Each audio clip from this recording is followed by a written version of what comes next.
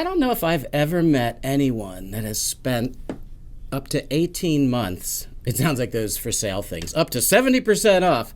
But, 18 months with the one and only Jack Lemmon. I can't believe it. Yeah, I mean, some like it hot. I have so many questions. So many questions. Very exciting. Okay. We'll save those for another time. Oh, why? Because we have May Pang here today. Yeah. And she spent 18 months with John Lennon. I thought it was Jack Lemmon. Nashville, known worldwide as a serious music city. We say, would it kill you to laugh a little? Coming to you from Nashville, Tennessee, it's live from Little Hollywood. What, you got something better to do? This week's guests, May Pang and Suzie Brown. And now your hosts, Scot Sax and Gina Frary Bacon. Audience. And now we have a Little Hollywood sign. It's a little Hollywood sign. Little Hollywood. Thanks to Madam Shyla for bringing her Little Hollywood sign in and giving us the idea. And then she took it. She took it away. I thought she might give it to you. I felt like you were like the little kid. When I was a little kid and I wanted gum or something, we were in this store, I would just stand there and say, I wish I had some gum, and hope that my mother would pick up on it and buy me some you gum. still do that. You do. You on the show, you're like, I wish we could get some sponsors. You still do it. It's like you don't get the sponsors, but you remind us that we don't have them. I am so excited. Yes. Every day. I wake up so excited. I want to live like people do on Facebook, where at the end of every sentence, it's an exclamation mark. I've been trying to tone those down because I do that a lot. It's so abused. And I'm trying to tone it down. But I have an English friend, and when he texts, he ends everything with a period, and it feels very ominous. Oh, it is ominous. But it's just a statement. It's just a Let's talk like we're on Facebook all the time. Hey! Hey, Scott, what's up? I'm so excited! Me too. Today's going to be the best day! Oh, wow. My mom is so amazing. She's the most beautiful person in the world, and my relationship with her, I wouldn't trade for anyone. She's the rock behind me. When I see that stuff, I'm like, really? They make moms like that? Can we act out the emojis? How does that? Oh, yeah. I don't like this one. That's my favorite, though, because I'm just like, I don't like that. That's how you live your life. The non-committal emoji. And I'll be right back. What kind of camera did you use? 35, a Nikmat, a Nikon camera. You should go to that camera store that's actually sponsoring the show. Artifact Vintage Camera Shop. It's all like, see that lens on the camera that we have on you, and that's but not by chance. That I looked at something in the documentary where I did see a camera. That's like a 1974 lens. So we're seeing you in the in that time period.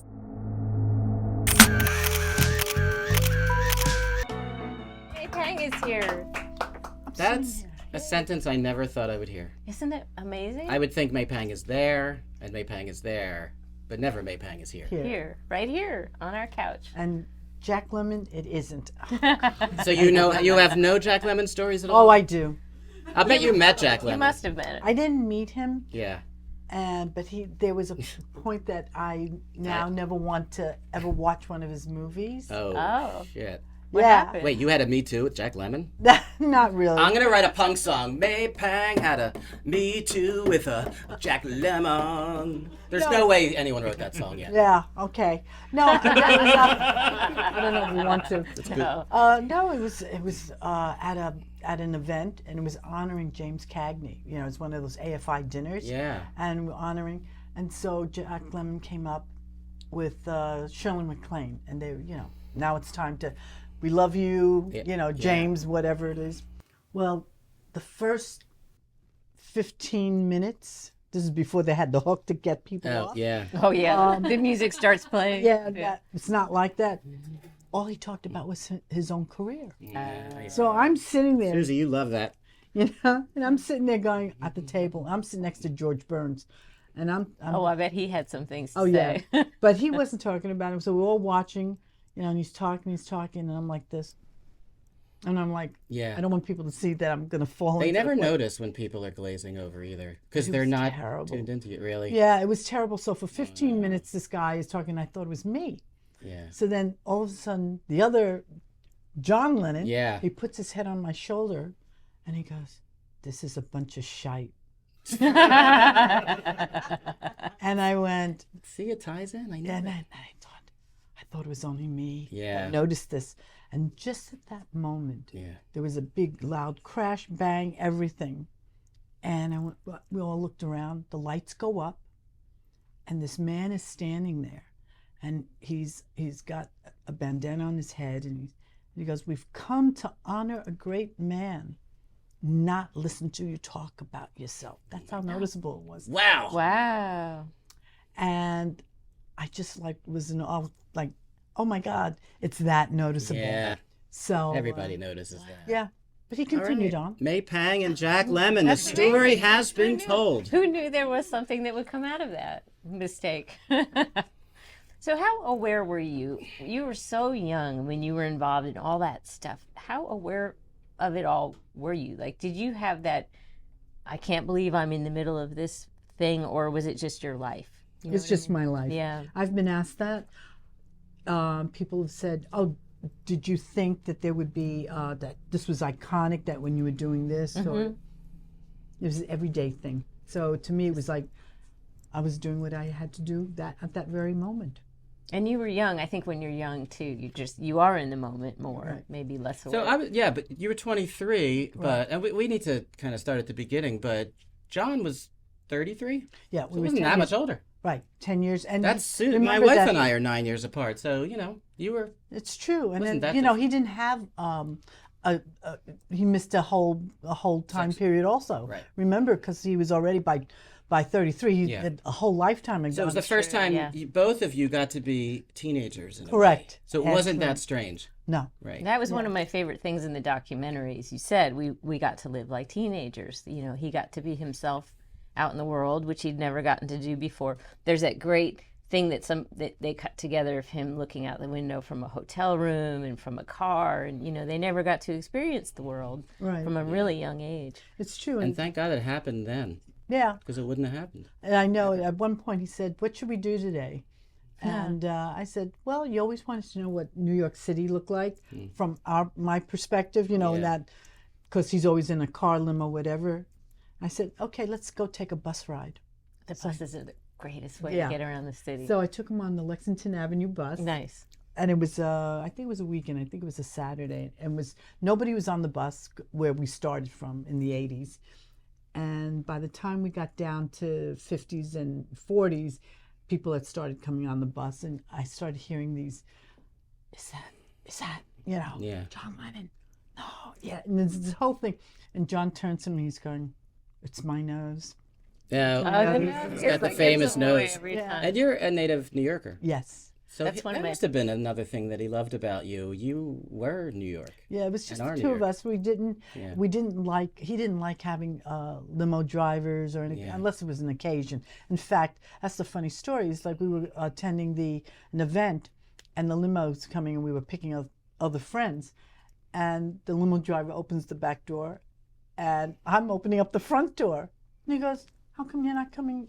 I said, "We're picking up other people. I'm not getting stuck in the back with everybody and getting cramped. I'm going to sit with the driver." Yeah, you had all the leg room. Right. Oh, that's funny. But in those days, it wasn't bucket seats. It was straight across, right? Yeah. So he goes. I miss those days. And so do I. So he sort of looked at me and he goes, "You're right." He slams the door and he says, so all of a sudden the driver's now realizing he's got us sitting There in the front. Oh, it's the three of you. Nice. So let's fill in the audience on what's happening here.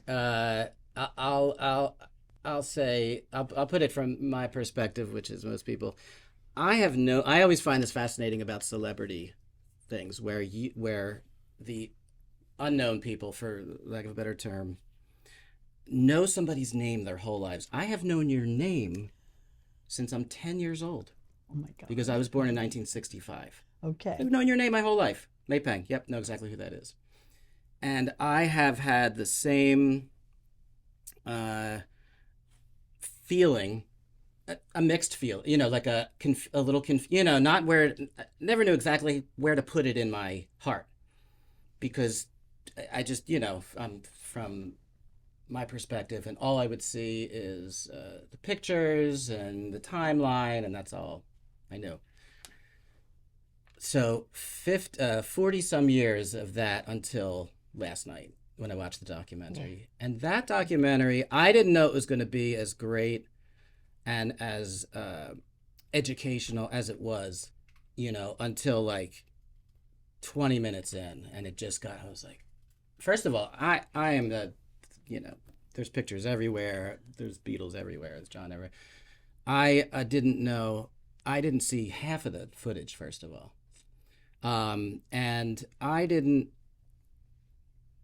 here was the first thing I said. Somebody said to me something negative about, the only negative thing anyone could say that they think is like, oh, she's leeching off of his name. Right. That's the negative thing. That's the obvious thing.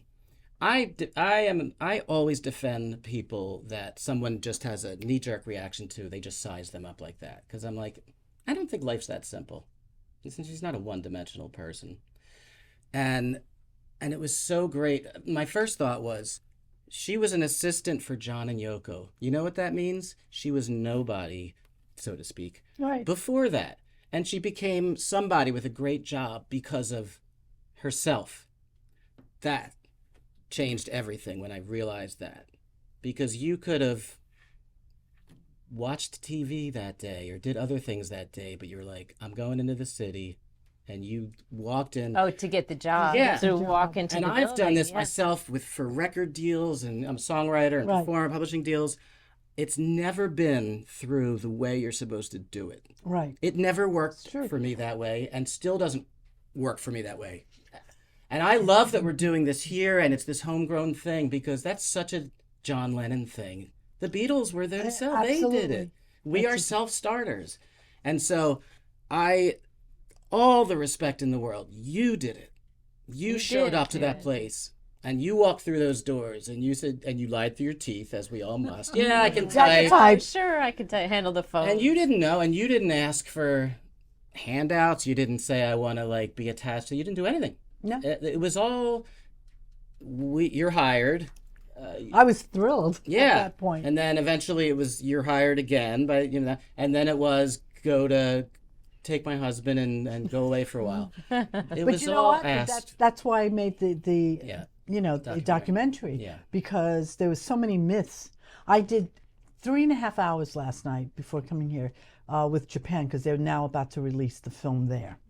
And they had seen the film, and it was like, they were saying to me, Yoko is of course revered in Japan. That's her home. Yeah. Sure. And they said, so they started asking me questions, and I said, no, that's not correct. They said, but this is what it was, that you went to LA, that she sent you. I said, that's the reason. I know. That part blew my mind too. It wasn't just the Dakota and LA for 18 months and back. If it all happened now, there would be so much because of the internet. Right. You would be taking pictures of the lasagna you had. Yeah. Exactly. That's exactly have all it. that proof, but the thing was, it wasn't that, and it was. John would put the emoji.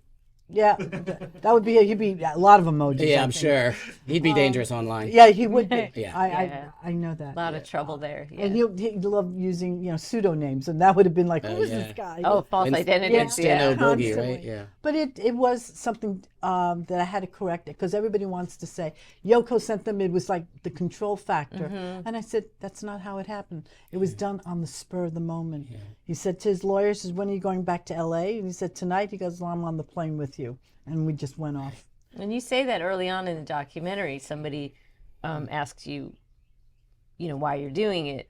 And you just said very simply, I want to tell my own story. I don't want somebody else to tell the story. Oh, and they've been trying for ages. So when we're doing, this is truly an independent film. We got investors to invest in this film. Whose idea was it to make the film? Mine. Okay, of course. Yeah. And you wrote everything you're saying in that film. You wrote your story? Yes, basically. That's a tough thing to do. Right, no, they got somebody else to come and smooth it out to make the timing right. Yeah. Because you have to put it into timing. Yeah, I know. But everything they got, they sat, they talked to me, they knew exactly my story. Right. And you were able to we be put it all concise together. with it. Yeah, and I didn't know I was going to be narrating my own story. Well, I love that you narrate it, because we get to know you that way too. Right. You're an easy hang. Hearing your voice too. Hang, I think. Ms. Pang. Yeah. Oh, that's the B-side. Ms. Pang, you're an easy hang. But you are. It was like you're a nice voice to listen to. Yeah. Oh, thank you. And I love that you're a New Yorker. To me, that's very soothing as a fellow New Yorker, because it's so familiar and comfortable, and also not what I expected. I don't know. I don't know why.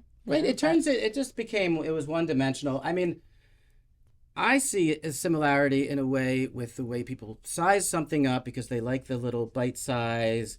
May Pang, Lost Weekend, got it done. Okay. Taylor Swift, somebody's paying for that. I mean, it's like do you ever feel something with like the Taylor Swift thing now where like you have all these grumpy old men like being assholes about her and I'm like, seriously? I know. What do you do? It's sitting watching like your computer screen while she's like kicking ass and writing songs and showing up and doing dance moves and being amazing and giving to charity. I agree about that. Fucking amazing. Absolutely. And Yeah. I applaud her for that. You know, Yeah. here it is. It was when people start saying, I have to put on that armor. Yeah. Because I can't listen to I love when they have so much criticism. It's amazing you don't wear like a knight. Yeah. You should walk in with that knight and shoe. Because they love to put you down. I feel like saying, were you sitting in my shoes? Yeah. Were you there? Yeah. Oh, I have people that constantly say to me, well, you know, I've read everything about you. I don't need to see the movie. I said, sure. Well, you've had so many other people controlling the narrative. Oh, they all these years. Oh, yes. So I'm glad there's you a party. There's a party line, and then there's there's going to be a lot of party line. Yeah. And then there's the side. Yeah. And I stood back for a while, and I said, okay, I'll let it go. But it got to the point that I couldn't do it anymore because everybody was saying, oh, yeah, I know so much about you. Yeah. I know Yoko did this and Yoko did that, and I know John didn't, he didn't really want to be with you. And I thought of a great T-shirt for you. I was going to make it, and I'm a Yoko supporter. I just support. I love women. I love men, but I love women because they have to deal with just ridiculous treatment from the world, and when they just fucking have their shit together, and I don't know, it's just amazing. But so I'm not a Yoko hater. No, I'm not a hater. I don't think Yeah. they did. But I think your shirt should say, "Hey, at least I didn't break up the Beatles." Oh.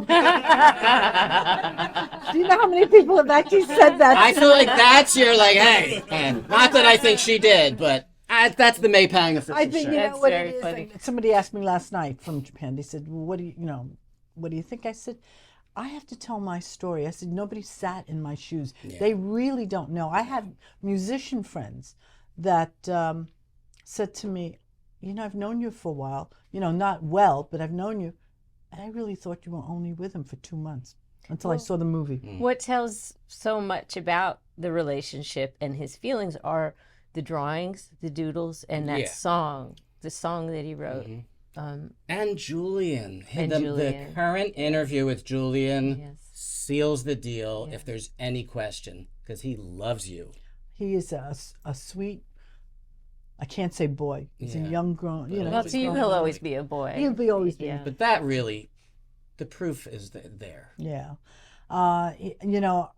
His mother and I were so close. Yeah. And, my heart always goes, and I always protective of Julian because of that. Yeah. So we sit around, and she understood me and I understood her. And that, I'll bet. Yeah. And I gave her closure that she didn't have with John. That never would have happened if you hadn't Yeah, made those she hadn't connections seen you, right. possible. And I actually said to John, because he was upset for a while, he says, "Oh, I wish she wasn't going to come and take Julian and bring Julian over on the first visit." And he was pacing like a cat, in the house, and it's like this. And I said, "Listen, you weren't there for him for 3 years. You have no rights." Yeah. And I told him, and he said, "You're right." And he later admitted, I don't know if I said it to Julian, but he actually admitted to me. He says, "Cynthia did a great job raising me." That's So, wonderful. yeah. One of the things that made me so sad was that I think a lot of people also didn't know that your relationship was ongoing in some ways. Yeah, I was and surprised. when he died, you didn't get that closure. You didn't get to say goodbye. And it's something, I think when you weren't out front, it was something that a lot of people didn't know about. And it just made me so sad for you that you couldn't mourn maybe in a way that other people got to. Right. No, it's true. I know that I'm left out here now. Yeah. But there are always going to be the memories, like one of the last visits, and you know, we were talking about the song "Reminiscing" with the Little River Band. Reminiscing. I won that this is the parallel lives, very similar to what was going on with you. I won that 45 at Terry Bennett's bat mitzvah. Oh, No big deal. Anyway, it's a great song. It's a great song, and a lot of people didn't understand why that had such meaning because we had split up. But you know, it was one of those visits that he came over, and he said, every time I hear this song, I don't know the title, and he started humming it to me. And he goes, I think of you and all this, and Wow. and I said, it's so weird. I said, somebody else asked me, I think, is it this song? And I had the album, and I put it on the turntable. Remember those things? We have three, you know, in East Nashville, just know when you're driving out of here today, the neighborhood, literally every house has a turntable. This is where y'all need to live. This is, you know. It's a really groovy place. So that's why, you know, I have my turntable at home and all Yeah. my vinyls and all that. Yeah. And I put it on. He goes, that's it. I played it over and over for him because he loved that song. So that song will always have that. so that you meaning. had a song. Yeah. Then it wasn't one of his. That wasn't his. I Right? think I still have that 45. I was always amazed that they could fit all those words. You're talking about, you're not talking about reminiscing anymore?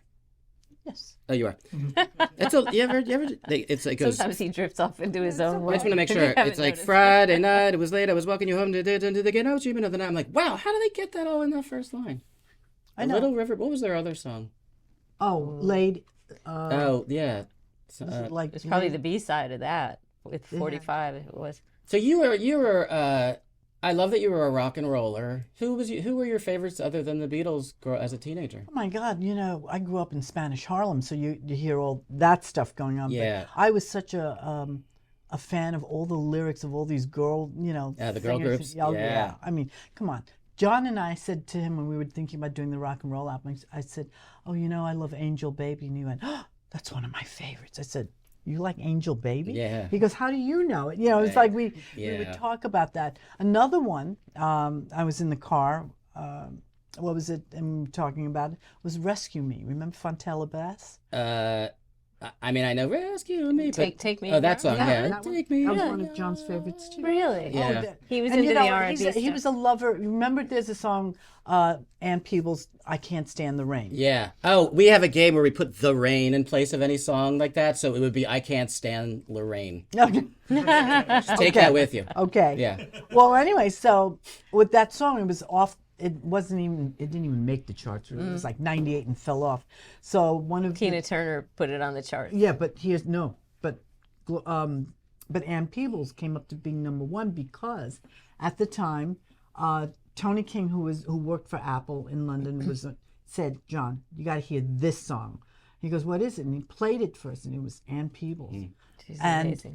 it was like, oh my God! So when he was doing promotion, he said they would ask him, "What are you listening to?" He says, "I'm listening to this," Oh. and he put it on. And the record came back on the chart and became #1. Another song, Gave it the stamp of approval. right? And another song that he did also. He was an influencer. right back then, right? Yeah. Billy Swan. Baby, I I was can- about to sing I that. can- No, not No, title. I Can Help. Oh, I Can Help. Yeah. I kept thinking, like, Came which one was #1 it? also. I Can Help. Did Ringo cover that one? No, That is a killer song. It'd be a good song for Ringo. You know that Actually, song, yeah. Sally J? but that's I Can exactly Help. what happened. Wow, So all baby. these songs never Fourth wall. really hit the top 100. He heard it, and he kept plugging it. Became #1. Really? Yeah. He helped Billy Swan. Wow. Well, you know, everyone in this neighborhood could use a John Lennon right now. Oh, the stamp. I think the loved- world he could loved use a doing John that. Lennon. Yeah. He loved doing And that. the John Lennon jukebox thing, was that right? There's that like the collection of songs that was like in his jukebox.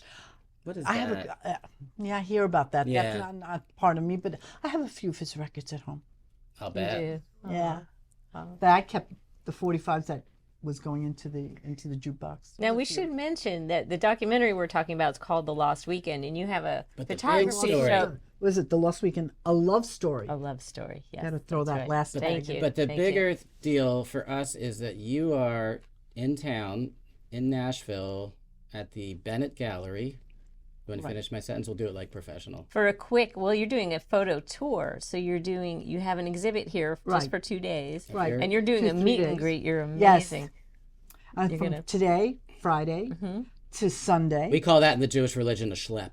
A schlep? Is Yeah, it's a 12 schlep program. That's a New York word, yeah. Yes, I understand that one. Yeah, you've known a couple Jewish people. I think so. I did not know any until I left, what was it, high school. Because I went to Catholic school. My mother sent me to Catholic school.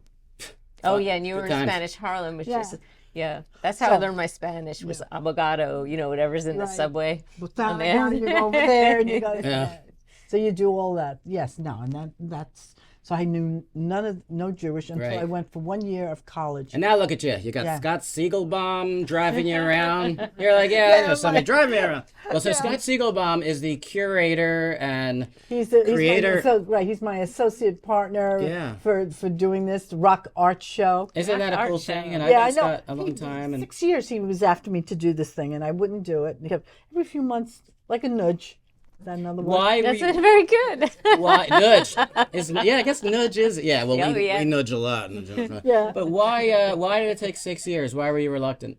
I wasn't ready just to show it to everyone. And he said, "Where is it? All my pictures were underneath. I have a storage thing under my bed, and it was just all sitting under the bed." Isn't that funny? Like a normal person, but these photos are those photos. Not even at a Mr. Storage. Yeah, No, be ashamed of yourself. no climate control. I kept thinking when I was again. I think because all this stuff was in 73, 74, around there.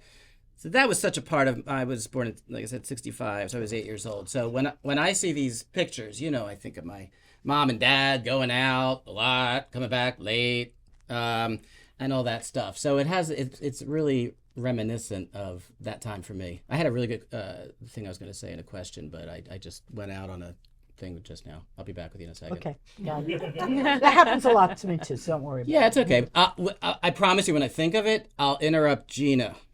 Because I do that a lot. She'll be, I got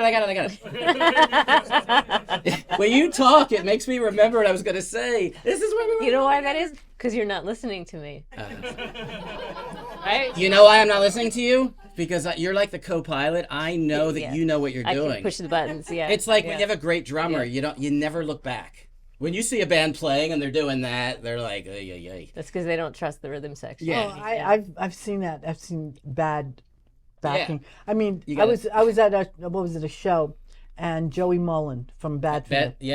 And he was playing, and it was a backup band, that was playing for everybody. Yeah.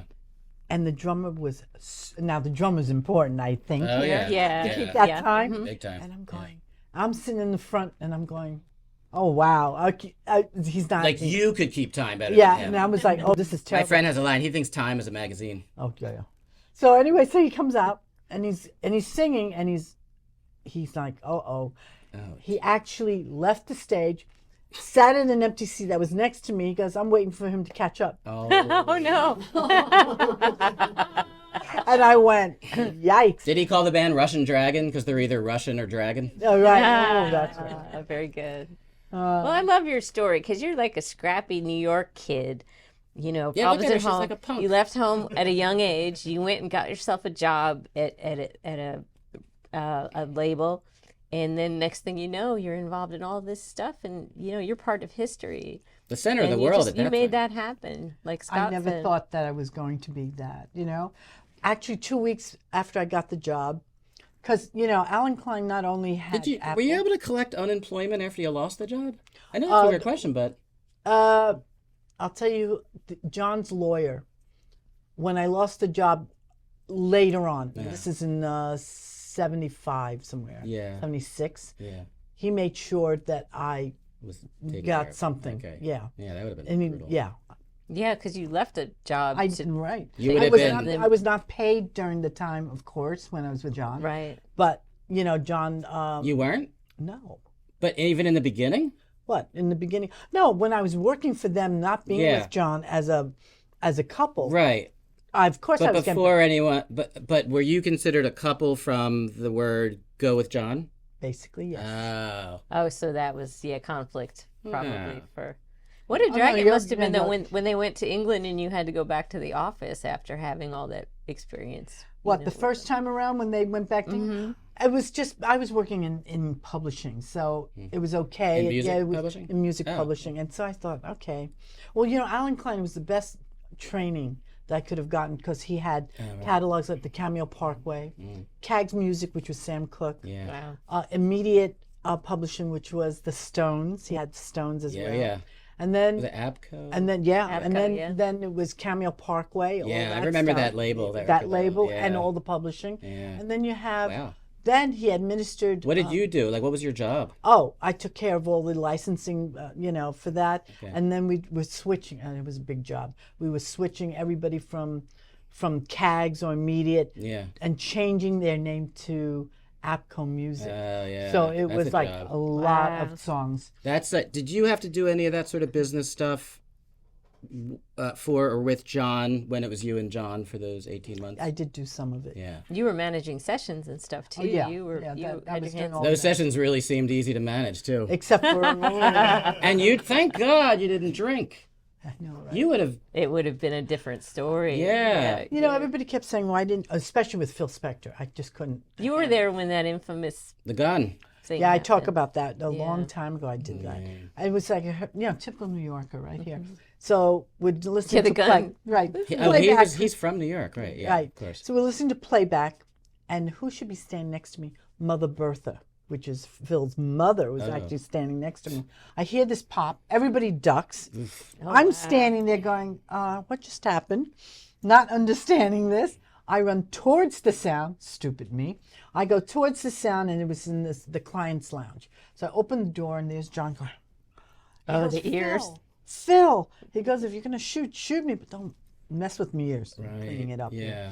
And there's Phil going, It's a little irresponsible for a right? producer. So he has the gun in his hand. Mal Evans, who's 6'5", Phil is like 5'2" or Yeah. whatever, Mal. comes over, give me that gun. He goes, I said, what's going on? And Phil was angry that Mal took the gun away.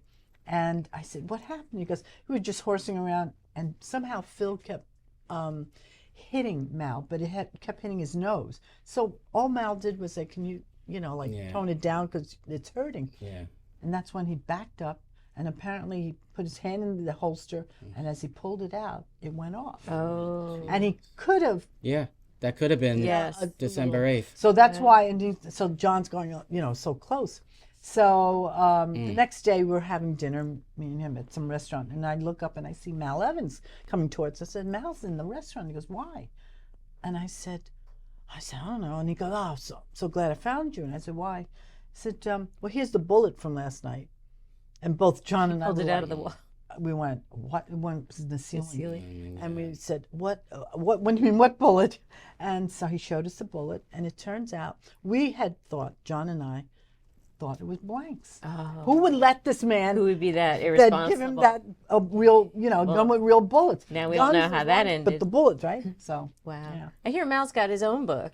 He's Well, got some stories. Yeah, well, it's of it. written by Ken Womack, obviously, because he's dead, Yeah. and so What kind of camera did you use? 35, a Nikmat, a Nikon fan. You should go to that camera store that's actually sponsoring the show. They're a mile from here. Artifact Vintage Camera Yeah, Shop. it's all like, see that lens on the camera that we have on you, and that's but not by chance. That I looked at something in the documentary where I did see a camera. That's like a 1974 lens. So we're seeing you in the in that yeah. time period. My dad used to, but I remember when people used to take pictures, and I was like, thank God she knew what she was doing with the camera, because all I remember is people would take pictures, and then like you could have gotten your pictures back, and they were, like totally blurry. Here's John and Paul's last time together. You can't see them, Yeah. but see that blurry Loch Ness monster Oh, thing let me there? tell you, Thank God you knew what you were doing. I don't know. Because you couldn't, kids, you couldn't see the pictures when you took them. You had to wait. No, you had to wait. 4 to That's 6 true. years. Well, that's Yeah. what it was, and it's true, because I didn't want to waste the frames. Yeah. Because I said, I've got 10 frames left. I'm not sending it in until it's all done. So you weren't just snapping away. You were careful about I what was you careful shot. about Right. it, So it was interesting. yeah, Yeah. So it was good. it looked like Yeah, there are a few really monumental things, like the pictures of John and Julian together, and the pictures of John and Paul together. And Well, that obviously one was actually with a Polaroid in those days. John Wow. loved John loved. Oh, that's with the Polaroid. That one was with the Polaroid. So when you blow up a Polaroid, so you blew it up. That's in the. We scanned it in a high res. Yeah, that's to bring tricky it up. stuff. Yeah, right? it is. Yeah. And it is, and it's so. But it was great because you could see the two of them. Yeah. There was just. They look sitting pretty there. relaxed. They're very relaxed. No business, just talking. Well, you definitely are a lot less intense than Yoko. Well, there's nothing. I always used to say there's one boss in the house when it comes to this type of thing, and it's him, not me. I'll manage everything else, but that's Right, you had that yin and yang, or whatever they call it. Yeah. There was definitely that thing. I mean, I always felt, and I've always, like I said, a big supporter of Yoko. I always felt that, like, he needed somebody that could, when he met her, that really could challenge him, because it was Paul could challenge him. But the fans just fawned over him. right. Or people hated him for his outspokenness. But I always felt like with Yoko, she was like, "You're not really a big deal to me. I'm an artist too." It's true. And right, and I felt like that was a real. He was like, I like this, you know. Right, and he didn't mind that, and that was Right. fine. But then it became a conflict because she felt she was the songwriter in the house as well. So then That's yeah. that 'cause becomes so that's where it was John and I aren't agreeing. right. And it wasn't so okay. much because if everybody wanted to say, "Hey, listen," if they say to her, "You know, I'm a John fan," it would just irritate her. Yeah. And so it was a delicate line. Okay. And you were somebody who wasn't really part of that. You No. didn't challenge any of that. Because You I were wasn't into either side of that. I understood what they both represented, whether it be the art or her singing or her whatever, and then I see what he was Yeah. about. So I worked both sides, and it was fine. I wasn't the one that had to go out there, you know. Right, So right. I could make it easy for. So when she had to do publicity or anything or any journalists, I would take them out and sort of do all those. What do you like and what don't you like? And then I come back and I would tell her like, stay away from this conversation. I wouldn't do that's that. cool. Interesting. So she would. It would be easier to make the transition. Okay. And so it's you saying John. And Yes. I always thought it was yeah, Yoko. it's Yeah, I know fascinating. because the official video has Oh, right. has her mouthing it and Like and, in interesting. Fame, you know, Yeah. Irene Cara or someone singing and it's not really her. Yeah. But So with the that- She layers, did. You had Yoko do your stunts. there you go. Something like that. Oh, That's the back of the shirt. How about no? I said it's her Milli Vanilli moment. Yeah. I can't believe that. And then it goes backwards. Correct. See, I'm a How- good. how strange and Suze- surreal for you though to have that happen. That it's your voice and then she's doing the anyway. Well, you know, she has the name and likeness. Yeah. So she wanted to do that. What am I going to say? And so Yeah. I just Happy thought of to know somebody it's you though. we both know because Shelley Yakis I worked with. Oh, you work with. I was in a band called Wanderlust, and Shelley produced a bunch of stuff towards the end of our career. Oh, that's so funny because Shelley Yakis. the last time I hadn't seen Shelley in years. But, Shelley was Jimmy Iovine's engineer. Oh wow. Wow. well, yeah, to but say the least. but here's the thing. Didn't end well, but Jimmy, yeah. No. Jimmy Iovine was just an assistant who didn't know anything, and right. the only reason he was on our session was because all the other engineers, the assistants that Roy wanted, who was the owner of the record plant, Mm-hmm. they were all busy. They were all booked up. So Jimmy was the only one left, and they were like, We need he had to- a, and he had Anybody know how to do this shit? Yeah. Yeah. So everybody was like, he was learning on the fly on this one. Shelley tried to convince me. This is when I was just like, He's a all good right. engineer. Yeah. It got a little weird at some point, but it was either him or the producer we were working with. But they were trying to convince me, and they may have been messing with my head. They were trying to convince me that in the Tom Petty song, when he goes, yeah, man, it looks so good, it feels so right, I could tell the whole wide world to shove it. Hey, here comes my girl. They were trying to convince me, and this was like till like 2, 3 in the morning, and everybody was on something weird, that he goes, I could tell the whole wide world to Shelley. Hey. And I'm like, why would he say Shelley? And he's like, well, because he's I just want to let you know that's the craziness they were putting me through. Yeah. I'm like, and then they were all loopy. But anyway, Yeah. go ahead, Gene. This is where you pick up the ball. I don't even know how to Try to begin follow after that. that No, one, there's right? no. I'm just telling you. let's let May plug the show a little bit, because you're going to Yes. take it on the road from Nashville. Yeah, where And does it you're go? going city to city. Oh, we're going to go to Mason, Ohio. Where are we in the tour now? Like, I know Nashville, but like, have you? This time we're doing 5 cities. Okay. What happens is we do 3 cities normally, and then I go home, and then we have a break, and then we come back and we meet up. Okay. But this time we're doing 5 cities. So after Nashville, we're going off to Mason, Ohio, which is near Cincinnati, Mm-hmm. and then after that we're doing Indianapolis, but it's actually Zionsville. Mm-hmm. And then after that I go home, Nice. and then Where's home? home is New York. Yeah. Yes. Like what? Like Yay. yeah. Yeah.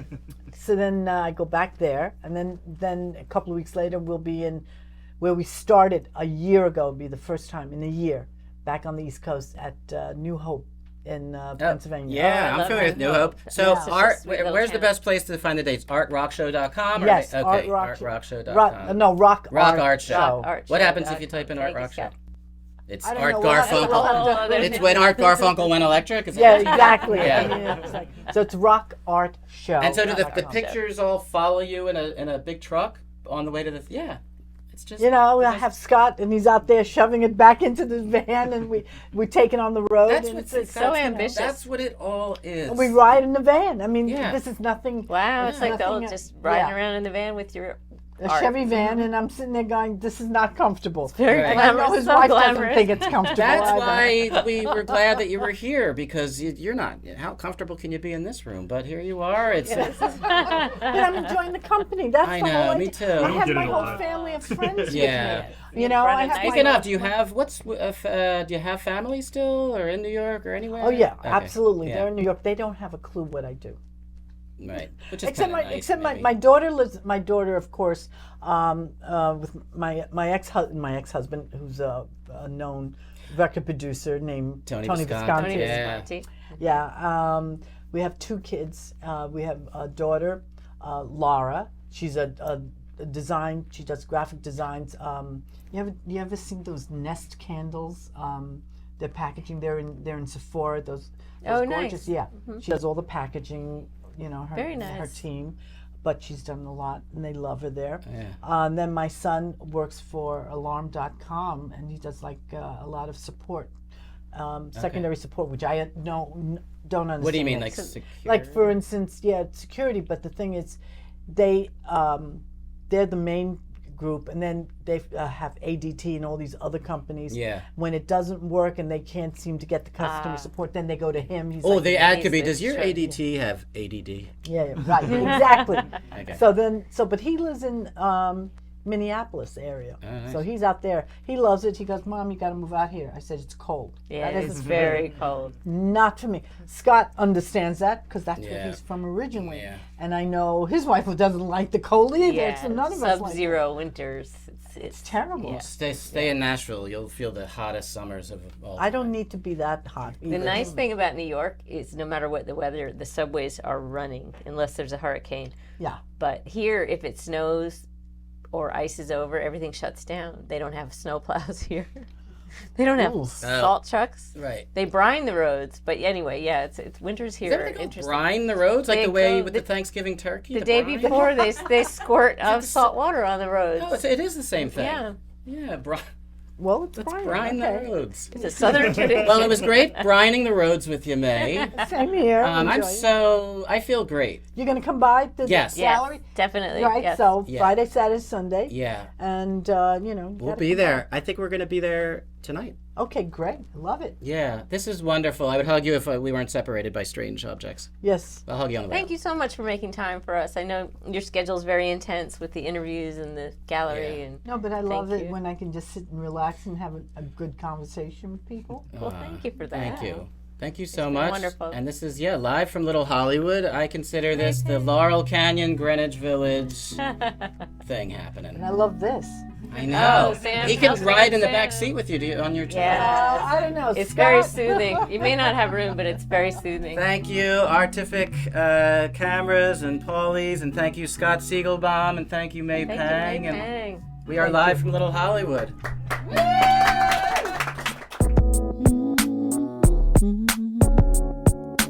Back with everything down upside. Everyone's here, but it's seek and hide. Out of all the three. For real, folks, Artific is the grooviest store ever to move into the shops on Fatherland. Even if you're not a photographer, it's just beautiful stuff from the pre-internet days. Just feels like a Zen retreat for the soul. And if you are a photographer, run, don't walk to this place. Anyway, check it out. Michael will be your host when you walk in. And the best thing about him, other than his knowledge of cameras and friendly demeanor, he doesn't bother you. He just hangs out, and there's no pressure. Awesome place.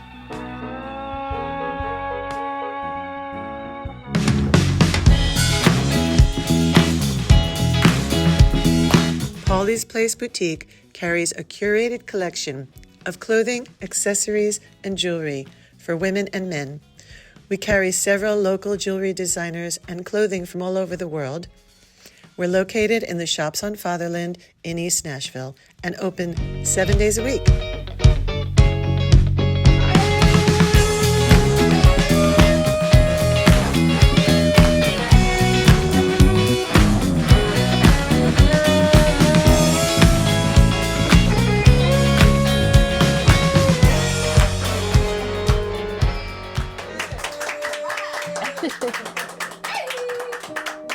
Suzie Brown is here. Live and in the flesh. Live and in the flesh. I feel like any time that we get close to arguing about anything, we should medevac Sam over here. That's right. Play some Just background have him music. play, yeah. Could you just holler? I mean, he does live next door. If you just Yeah. open your windows. He does. I could do it could Rocky just- style. Hey, Dad! Yeah. Hey, Paulie! Anything's all right for Dad, all right? Yeah, we yell at our dogs a lot. I'm always like, I wonder if they hear us Well, yelling. No. Now's yes, the we time do. to find out. No. We can't hear much over the background noise in this Yeah. house. Oh, you've got a lot going on. But we're Full lucky. disclosure, you two are married. Yeah. With 2 children, That's right. both singer-songwriters. Both of our children are singer-songwriters. You tour yes. together with your kids. It came out of the womb with guitars and a gig. It hurt. No. I'm just Yeah, they had a. They came out of the womb and they were like, "I'm late already." And you do something that a lot of people don't do. You tour with your kids. You insist on it, and I think it's brave and it's really nice. I just would never leave them. These are the things that we It's haven't. not even something to think No about for question. me. I Yeah. would never leave them for There's that a long. lot. There's a lot of things that Suzie and I have in common. People see what we don't have in common, which is obvious. But what we have in common are like, without even like asking each other, it's like, oh yeah, we're definitely taking our kids on tour. Why would we have kids if they were an inconvenience? Yep. We didn't want to know what sex our kids were before they were born. It was like, yeah, we want to be surprised. What's the, and I just wanted to meet my babies when I met my babies. Yeah. That makes sense. Yeah. I Yeah. didn't either, yeah. Yeah. And then what else? What was the other? There's like a million things, but it's those are the commonalities. Like the fundamentals. Yeah, like the heart. Yeah, like you could be like, oh, they both are like these kind of people, and they're out those kind of people in the world. But if like the other things, like the fundamental things aren't the same, that's when the problem. That's probably. It's not that it's easy to tour with kids. Yeah. And it becomes kind of a different thing. Yes. It's like a vacation mixed with a work trip. Well, it's just you can't book a tour the way someone who's not touring with kids would book a tour. When they were little, we could barely drive, like a half hour or 45 minutes before we had to pull over and I had to nurse or change a diaper. And every time we pulled over, it would be like 2 hours before we could actually get going. Because then somebody's got to So get the back. I learned how to breastfeed from the front seat. Oh yeah. There one no, time. I never did that. I never. We didn't do that one time where There I was was- like, isn't there any way we could just do it while we drive? Just extend your breath. I tried. It didn't. I was like, Jesus, just gotta get it like it 2 didn't more work. inches. It'll. But Maybe I there's $1 million that was idea. before we had kids, actually. That was actually a benefit for being my own independent musician because I booked the tours and I knew no 2 nights in a row with shows, and I knew that we can't drive more than 4 hours in a day because that takes 8. When they were little. Yeah. And it's gone through different iterations. And could we tour more? Could we be more successful? If I hadn't made that choice, probably. But it's been like such an amazing way to raise a family. Our kids have like friends all over the place. That's really nice. That they can be a part of all of that. Yeah. And we've been lucky enough to be able to hire like a nanny on some of not all of them, but a couple of the tours. At a certain age, you kind of do need. We were like, person. yeah, but there were times when we didn't have one, and we you would call like the local service or whatever and get Care.com. Care.com Yeah. and Get them have to hang out with somebody, the girls. a stranger watch the girls in the green room. Yeah. At least they were nearby. Yeah. You posted a spreadsheet putting together your next tour, which was very impressive. Oh, God. It's a lot of work to be an so much independent work. singer-songwriter person who tours. It really is. Yeah. And every year, I'm like, why am I doing this? But then when we're there on stage, and I don't know, it's just, I still want to do it. Even though it's hard, I still want to do it. Yeah. You've done some really great co-writes. You're one of those people who does really well writing with other people, and not everybody can do that. But you've written with Judy Blank, and we were here the other day, and you were writing with somebody on the porch, and it was sort of the most beautiful music, wafting over the neighborhood. Thank you. Thank you. Is that something that's going to be on your new album, or something for a later My new date? album, co-writing was a effect of motherhood for me. I had never written songs with anybody. We moved to Nashville. I had Josie, and it was so hard to defend my creativity. So, but I'm such a What do you mean when you explain what that means? because I was so tired. The house was such a disaster. Yeah. Why does that mean defend my creativity? Because it's so much easier to just load the dishwasher than to actually be like, oh, I don't know. I just didn't even know what I felt, Yeah. So I started just booking co-writes because I'm such a rule follower that if I have it in the calendar, I will show up. Oh my God! That's a whole other subject. Yeah, If you're running a little late for sound check. That means nothing. We've almost gotten divorced over when to show up for a show. My God! Don't even. Dude, and I don't call her dude often, but sometimes I'm like, dude.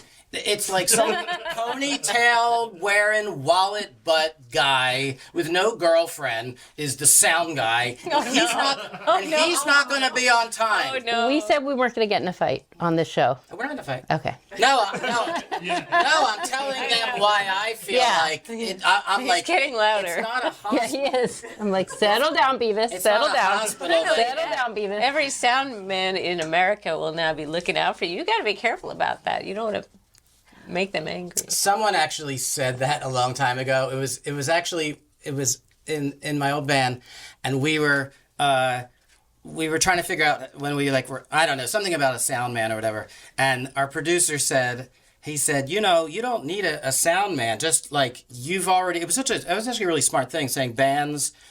We're mixing our sound when we're rehearsing subconsciously. Yes. Right? Okay. We're everybody learns to play with each other. So his suggestion was to keep in mind, when you go to a gig, just have them do the vocals, and the kick drum, if it's not a huge gig, and because you're already mixed. And he just ended it with, and I always thought it was really funny, he's like, why would you trust your sound to some ponytail wearing wallet butt? That really made me laugh. Wanna buy a Winnebago, a home on wheels. See, I need a place to go to escape how I feel. I'll be able to run away and still sleep in my bed. These days I can hardly stay. If I could be anywhere else instead.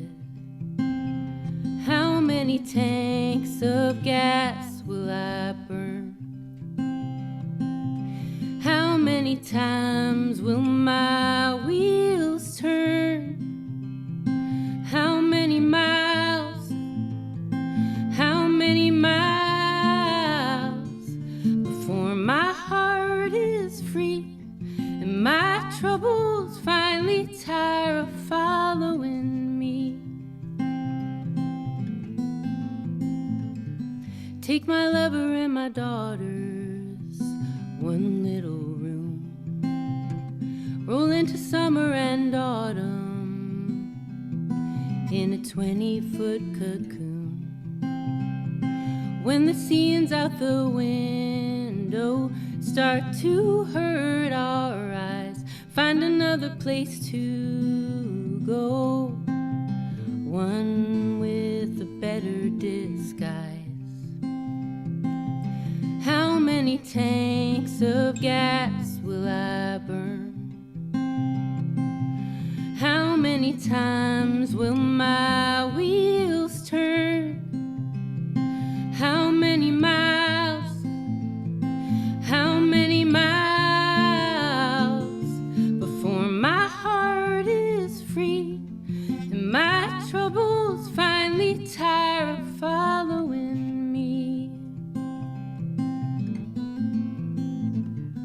wanna buy a Winnebago, a home on wheels.